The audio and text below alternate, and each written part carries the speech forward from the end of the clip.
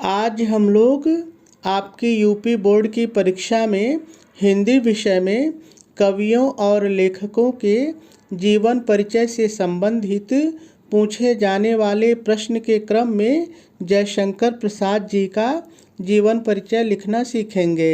लेकिन इनका जीवन परिचय लिखना सीखने से पहले हम लोग जानेंगे कि जयशंकर प्रसाद जी का जीवन परिचय किन किन कक्षाओं में और किस रूप में पूछा जाता है, यानी कि कहाँ पर कवि के रूप में पूछा जाता है और कहाँ पर लेखक के रूप में पूछा जाता है।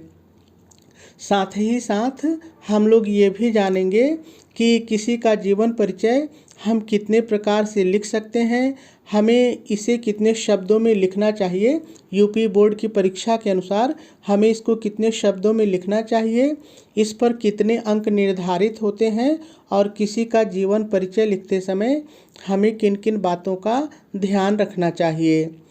तो देखिए, यदि सबसे पहले हम लोग बात करें कि जयशंकर प्रसाद जी का जीवन परिचय किन किन कक्षाओं में और किस रूप में पूछा जाता है, तो सबसे पहले हम लोग कक्षा 9 की बात करें तो यूपी बोर्ड की कक्षा 9 में इनका जीवन परिचय एक कवि के रूप में लिखने के लिए आता है, क्योंकि कक्षा 9 में इनकी एक कविता है पुनर्मिलन, जो कि कामायनी से ली गई है। तो वहाँ पर कविता है तो कवि के रूप में इनका जीवन परिचय लिखने के लिए आता है। यदि कक्षा 10 की बात करें तो कक्षा 10 में इनका जीवन परिचय एक लेखक के रूप में आता है, क्योंकि कक्षा 10 में इनकी एक कहानी है ममता। ठीक है। और यदि कक्षा 12 की बात करें, 11 में जयशंकर प्रसाद जी नहीं हैं, यदि कक्षा 12 की बात करें तो कक्षा 12 में भी इनका जीवन परिचय एक कवि के रूप में आता है, क्योंकि वहाँ पर कक्षा 12 में इनकी जो कामायनी है उसकी कविताएं दी गई हैं। ठीक है। तो ये तो आने की बात हुई। अब बात करते हैं कि किसी का भी जीवन परिचय हम कितने प्रकार से लिख सकते हैं। तो देखिए, किसी का जीवन परिचय हम 3 प्रकार से लिख सकते हैं। देखिए, एक प्रकार तो आपको सामने दिख रहा है कि जिसका भी हम जीवन परिचय लिखते हैं, पहले एक बॉक्स में उनका संक्षिप्त जीवन परिचय लिख लेते हैं। जैसा मैंने लिखा है, नाम, जन्म, जन्म स्थान, पिता का नाम, ये एक बॉक्स में लिख लेते हैं और बगल से हम लोग हेडिंग डाल करके उनका जीवन परिचय लिखना शुरू करते हैं। ठीक है। एक तो ये तरीका हो गया। देखिए, दूसरा तरीका है कि ये जो बॉक्स मैंने बगल में बनाया है, आप इसको यहाँ ऊपर बना सकते हैं। ये जयशंकर और ऊपर कर देंगे और यहाँ जो है संक्षिप्त परिचय लिखेंगे और यहाँ पर नीचे उनका जीवन परिचय आप लिख सकते हैं। दूसरा तरीका ये हुआ। ठीक है। और तीसरा तरीका हुआ कि आप संक्षिप्त जीवन परिचय लिखिए ही मत, सीधे आप जीवन परिचय हेडिंग डालिए और जीवन परिचय लिखना शुरू कर दीजिए। अब देखिए, मैं आपको सलाह दूंगा कि किसी एक कवि का या लेखक का जीवन परिचय आप तीनों प्रकार से लिख लीजिए और अपने सामने रख लीजिए और देखिए कि कौन सा देखने में सुंदर लग रहा है। जो आपको देखने में सुंदर लगे, बोर्ड परीक्षा में वही तरीका आपको अपनाना है। मुझे यही अच्छा लग रहा है, इसलिए मैं आपको इस तरीके से बता रहा हूँ। ठीक है। अब बात करते हैं कि कितने शब्दों में हमको लिखना चाहिए।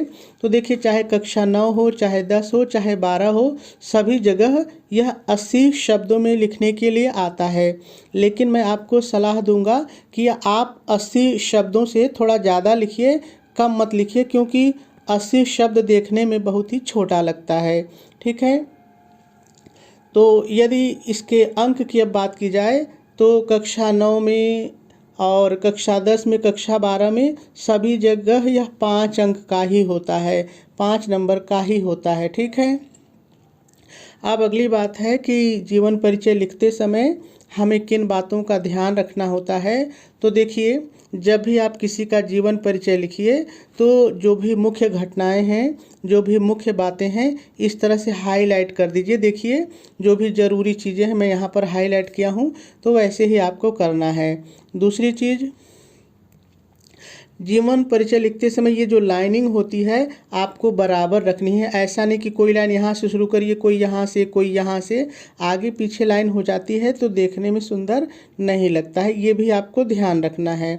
ठीक है। तो जो ज़रूरी बातें थी हम लोगों ने देख लिया।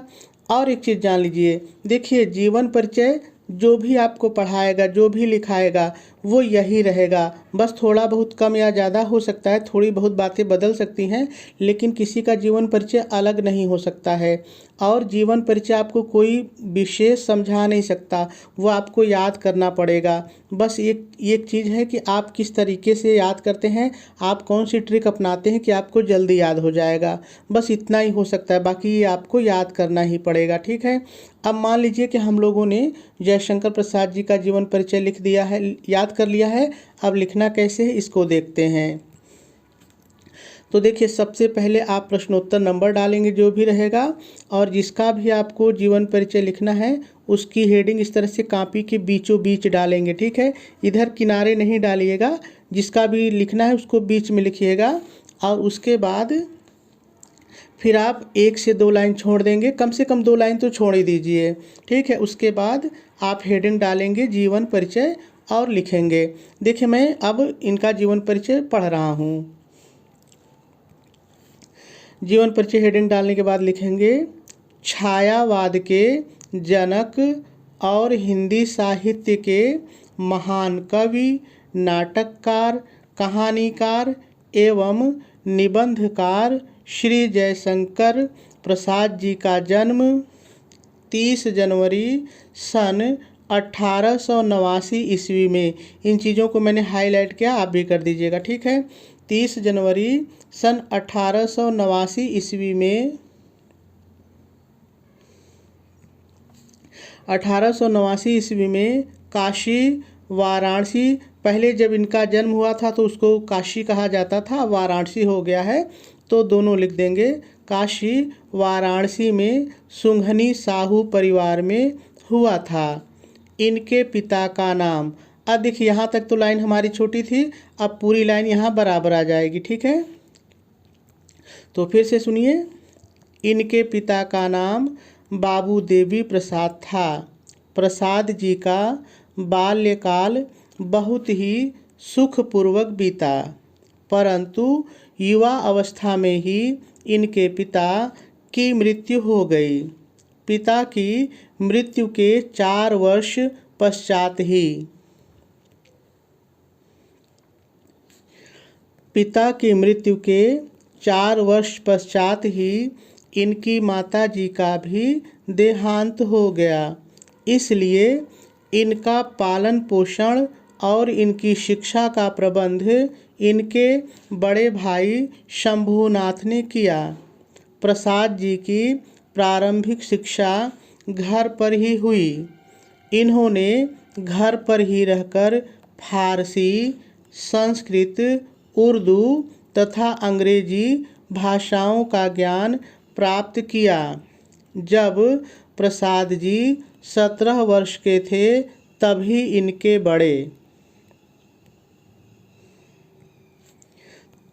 इनके बड़े भाई शंभूनाथ जी का निधन हो गया।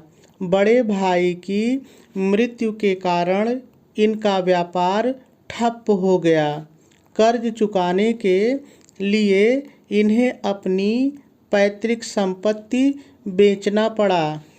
इन्होंने 3 शादियां की, किंतु दुर्भाग्यवश इनकी तीनों पत्नियों की मृत्यु हो गई। कुछ समय पश्चात इनके भाई का, या आप यहाँ पर कह सकते हैं छोटे भाई का भी देहांत हो गया। इस प्रकार अपने प्रियजनों की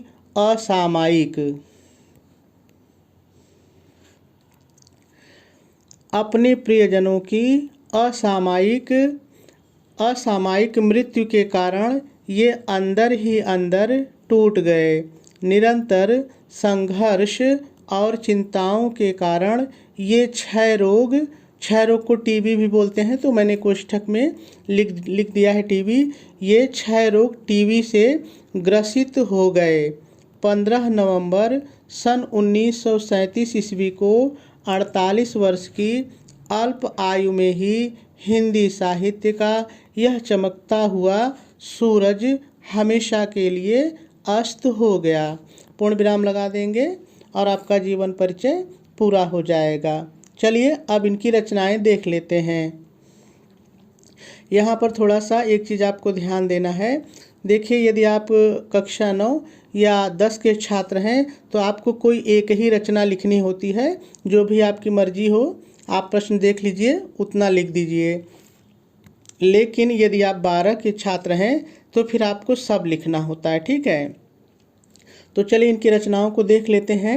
हाँ, कक्षा 12 वाला भी चाहे बच्चा तो कुछ एक दो रचनाएं कम कर दीजिए सब में से, लेकिन इस तरह से काव्य, नाटक, कहानी अलग अलग एक एक दो रचना जरूर लिखिए, ठीक है। तो आप रचनाएं हेडिंग डालेंगे और थोड़ा सा लिख लेंगे, जयशंकर प्रसाद की प्रमुख रचनाएं निम्नलिखित हैं। काव्य हेडिंग डालेंगे और लिखेंगे कामायनी, ये एक उनका महाकाव्य है, तो बगल में बता भी देंगे कोष्ठक में कि ये महाकाव्य है।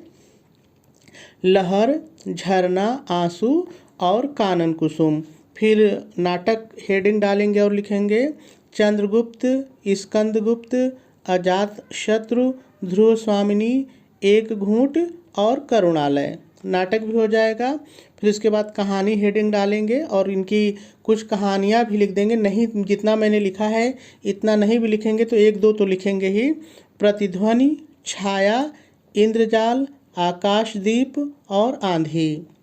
यदि उपन्यास की बात करें तो आप हेडिंग डालेंगे उन उपन्यास और लिखेंगे कंकाल, तितली और इरावती। ये जो इनका इरावती है ये अपूर्ण है, इसको लिखते समय ही इनकी मृत्यु हो गई थी, तो अपूर्ण है।